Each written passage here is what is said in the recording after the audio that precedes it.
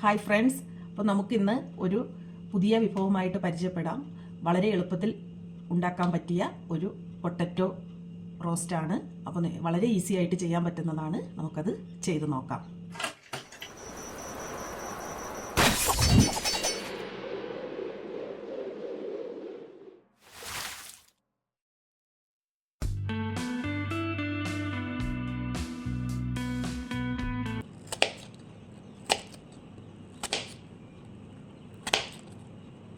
ഞാൻ 2 ഉരുളക്കിഴങ്ങ് ക്ലീൻ ചെയ്ത് കട്ട് ചെയ്ത് വെച്ചിട്ടുണ്ട്.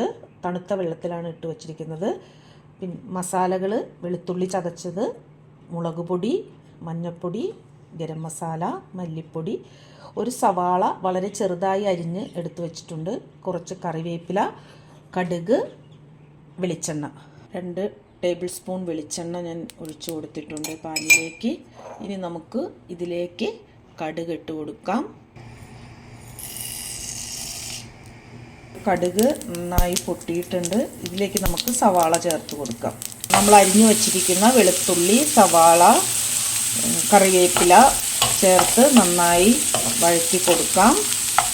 നന്നായി ഒന്ന് ബ്രൗൺ കളറാവുന്നത് വരെ വഴറ്റി എടുക്കാം. നമുക്ക് ഞാൻ മസാലകൾ നമ്മൾ വഴറ്റിയ സവാളയിലേക്ക് എല്ലാ മസാലകളും ചേർത്തിട്ടുണ്ട്. ഇതിലേക്ക് നമുക്കിനി ഉരുളക്കിഴങ്ങ് ഇട്ട് കൊടുക്കാം. ഇനി ഇത് വളരെ കുറഞ്ഞ തീയിൽ നമുക്ക് മൂടി വെച്ച് വേവിക്കാം. ഒരു 1/2 ഗ്ലാസോളം വെള്ളം ഞാൻ ഇതിലേക്ക് ആഡ് ചെയ്ത് കൊടുക്കുന്നുണ്ട്. ഇനി നമുക്ക് ഇത് വളരെ കുറഞ്ഞ തീയിൽ വെച്ച് ഒരു 20 മിനിറ്റോളം വേവിച്ചെടുക്കാം. ഉരുളക്കിഴങ്ങ് റോസ്റ്റ് റെഡി ആയിട്ടുണ്ട്. നമുക്കിതൊരു സെർവിങ് ഡിഷിലേക്ക് മാറ്റാം.